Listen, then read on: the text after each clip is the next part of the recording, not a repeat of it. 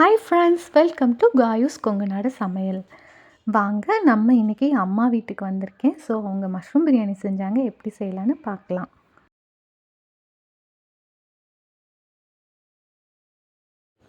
So எங்கள் அம்மாவோட mushroom biryani recipe ரொம்ப நல்லா இருக்கும்.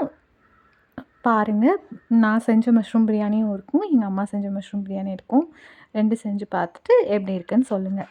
அதுக்கு இஞ்சி பூண்டு எடுத்திருக்காங்க. இஞ்சி பூண்டு பேஸ்ட்டை வந்து அரைச்சி வச்சுருக்காங்க. அதுக்கப்புறம் ஆனியன், சின்ன வெங்காயம், ஒரு பட்டை, கிராம்பு எடுத்திருக்காங்க. அதுக்கப்புறம் பெரிய வெங்காயம், ஒரு பூண்டு, ஒரு பச்சை மிளகாய் தாளிக்கிறதுக்கு எடுத்து வச்சுருக்காங்க.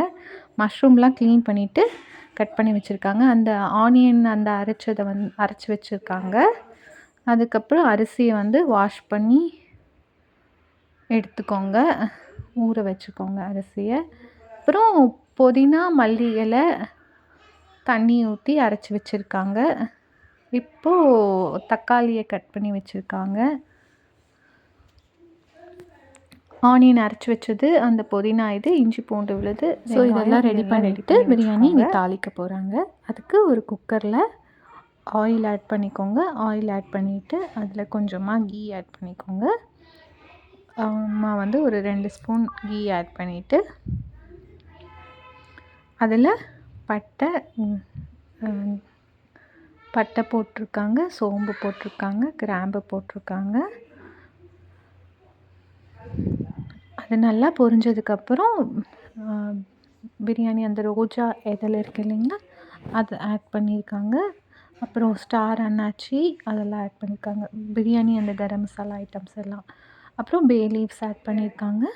இது எல்லாத்தையும் ஆயிலில் நல்லா வதக்கிக்கோங்க. வதக்கினதுக்கப்புறம் அந்த ஆனியன் கட் பண்ணி வச்சுருந்தோம் இல்லைங்களா, பச்சை மிளகாய் அதெல்லாம், அது எல்லாத்தையும் ஆட் பண்ணிவிட்டு நல்லா மிக்ஸ் பண்ணிக்கோங்க. நல்லா மிக்ஸ் பண்ணிவிட்டு தக்காளி ஆட் பண்ணியிருக்காங்க. தக்காளி ஆட் பண்ணிவிட்டு கொஞ்சமாக சால்ட் ஆட் பண்ணிக்கோங்க. நல்லா மிக்ஸ் ஆகணும்.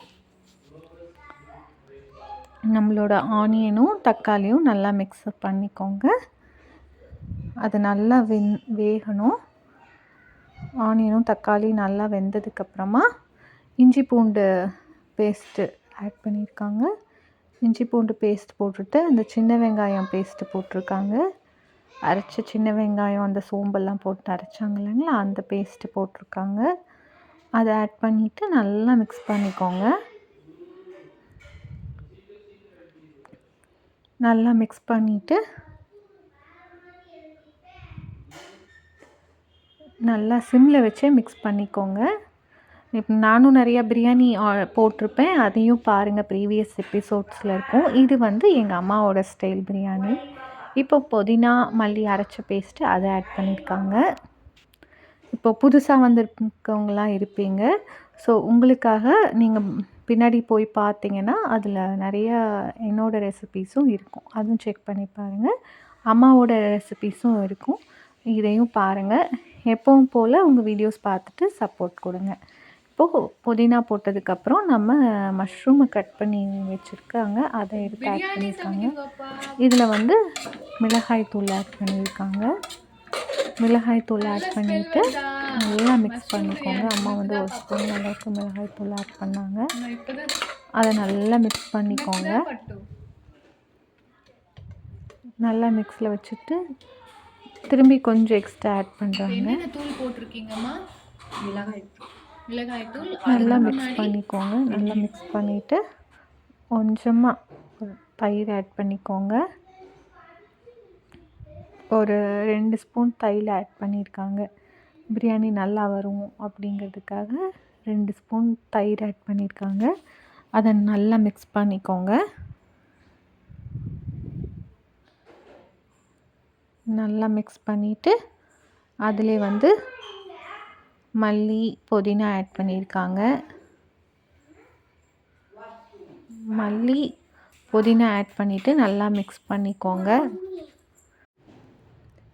இப்போது நல்லா மிக்ஸ் பண்ணிக்கோங்க. வாசனை ரொம்ப நல்லா வருது. இப்போது அதில் வந்து சக்தி மசாலா, பிரியாணி மசாலா ஆட் பண்ணுறாங்க.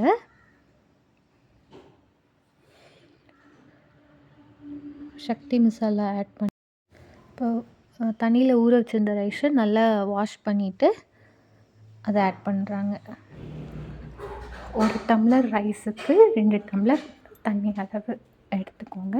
இப்போது ரைஸ் ஆட் பண்ணிவிட்டு ரைஸ் நல்லா வதக்கிட்டு அதுக்கப்புறம் அம்மா தண்ணி ஆட் பண்ணுறாங்க. நல்லா மிக்ஸ் பண்ணிக்கோங்க. ரைஸை மிக்ஸ் பண்ணிவிட்டு அதுக்கப்புறமா தண்ணி ஆட் பண்ணிக்கோங்க.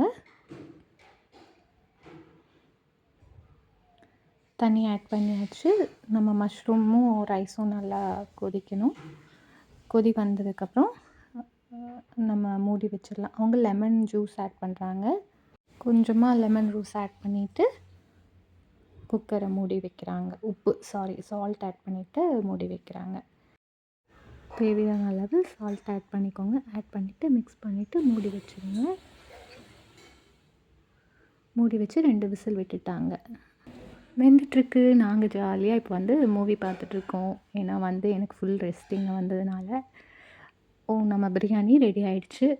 வாங்க சாப்பிட போகலாம். அம்மாவோட பிரியாணி ரெடி. ஸோ இந்த அம்மாவோட பிரியாணி பிடிச்சிருந்ததுன்னா சப்ஸ்கிரைப் பண்ணுங்கள், ஷேர் பண்ணுங்கள். எப்படி இருக்குன்னு கமெண்ட் பாக்ஸில் கமெண்ட் பண்ணுங்கள். வணக்கங்க, நான் தான் காயத்ரி அம்மாங்க. நான் கமெண்ட் பாக்ஸில் பார்த்துட்டு எப்படி இருக்குன்னு பாருங்கள். உங்கள் சப்போர்ட்டுக்கு பாருங்கள். உங்கள் சப்போர்ட். தேங்க்ஸ் ஃபார் வாட்சிங். தேங்க்யூ.